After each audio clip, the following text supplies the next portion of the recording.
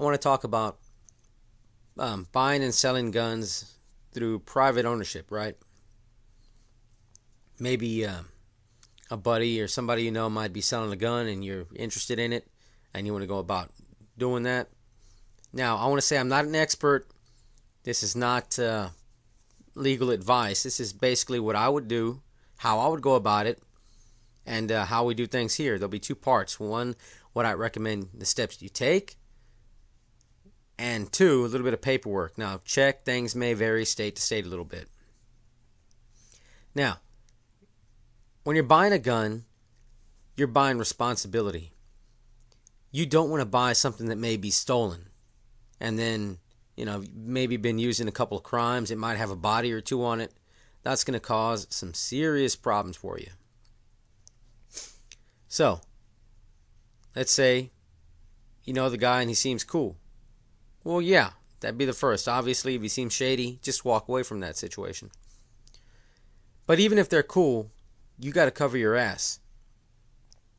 I recommend you see if you can ask them to go to a shooting range, right? This will serve two purposes. First off, obviously, you're going to be able to test out the firearm and make sure it works. Even if you know how it works, you still want to get them down there if possible. Just, hey man, I'm not familiar with this make. Can you go down there? I'll buy the ammo and just show me the features. Get them down there and make sure it works. You don't want to put a couple $100 into a paperweight that you're gonna have to take to a gunsmith and put more money into. And then after you know it works, I recommend you. Hey man, I'm not exactly buying an old computer off of you. I want to make sure this thing is cool. And you ask them, hey look, would you mind acting like you're going to sell it to them? Yes, it's a waste of their time, I know that. But you're covering your ass and you make sure you're not buying a stolen gun. Right? So it's the lesser of two evils. Now, when they buy a gun, they check the serial numbers on it to see if they were stolen. When a gun is stolen, you report the make, the model, and the serial number. And that'll go into a database of all the stolen weapons so far that they know of. So, you'll know that has not been stolen. And they'll take his information down too, if they were going to buy it, and he would not want that if he shouldn't have that gun. Or if the gun is stolen. So that'll serve that right there. You know you're not buying a stolen firearm. And if they know it's stolen, they're not going to go for it. And if they're cool, it's a couple $100. I would take the couple minutes to do it. Okay, sure, I'm going to make a couple $100 here. Let me go ahead and just do what he wants. Right? So that'll serve two purposes. You know it's not stolen, and you know it works. Now, if there is no shooting range around, a pawn shop, the same thing. Look, I want to buy it, I'm interested in it, but I want to make sure it's not stolen. Not that I don't trust you, but maybe the guy you got it from. And the same thing, the pawn shop can also do the check the serial numbers and make sure it was not stolen. There's also a couple of websites. I'm going to leave a couple links in the description bar, but still going to a place that is probably a bit more, I don't know, they're going to probably have better systems or who knows what. They probably don't even use these websites at all. But still, better safe than sorry. If that's the least you can do, at least do that. And check the websites. If not, pawn shop, shooting range, or gun shop. So, that's what you would do. And let's say you're going to sell. Well, obviously, you want to make sure you're not selling to somebody that shouldn't have it. Right? So again, okay man, I'll sell you this gun, but we're going to go to the gun shop or we're going to go to the shooting range and I want you to act like you're going to buy one. They're going to run them through a background check. Again, it's a waste of their time, but it's the lesser of two evils. You're going to make sure you cover your own ass and you're making sure you're not putting a gun into the hands of somebody it shouldn't belong to. If they have a concealed carry license, there you go. That's another good one. I would say that's second best. Right. That the computer system will be up to date. Now maybe they are in the middle of something, or you never know. The computer system will be up to date. It maybe have a freeze on them. You never know. So first off, have them apply to get a gun, and then they can just crawfish. Oh man, I don't have the cash.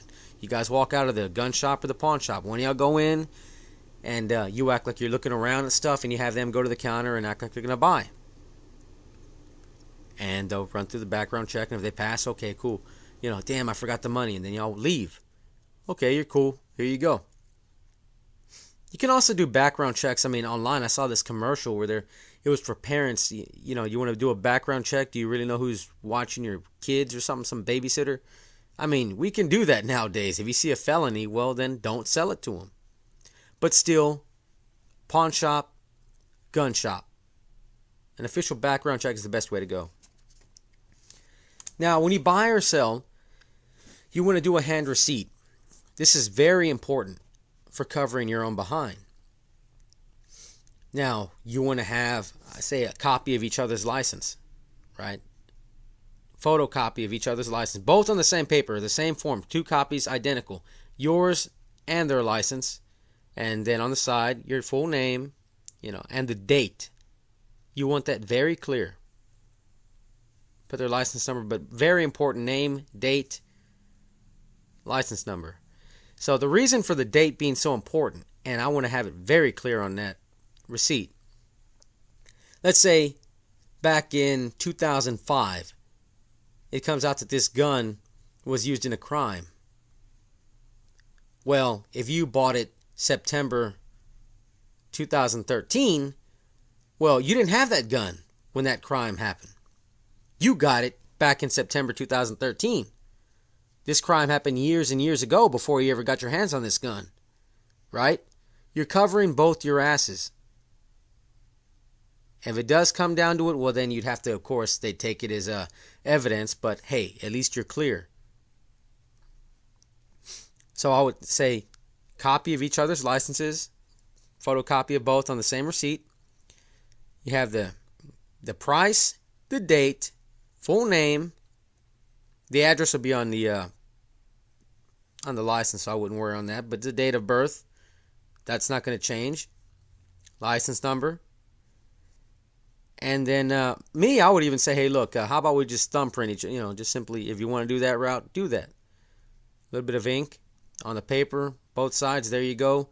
They can't hide, you can't hide, you got nothing to hide, there you go. And you make 2 copies, they get one, you get one. I would say you make a couple of copies. If you have a safety deposit box, put one in there. If you have a safe at home, put one there. If not, just hide it wherever you hide stuff. Give one to a family member to put aside. And there you go. That's the way I would recommend you making sure you are buying a gun that's not stolen. Make sure you're not putting the gun in the hands of somebody that shouldn't have it. And you can protect yourself if something comes about in the past with that firearm. If it was used in a crime. Well, you're clear. You didn't have that gun yet.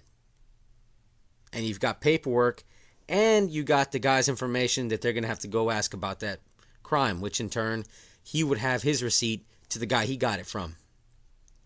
Anyway, again, check state to state. There may be some variations, but this would be a general idea of how to do the transaction.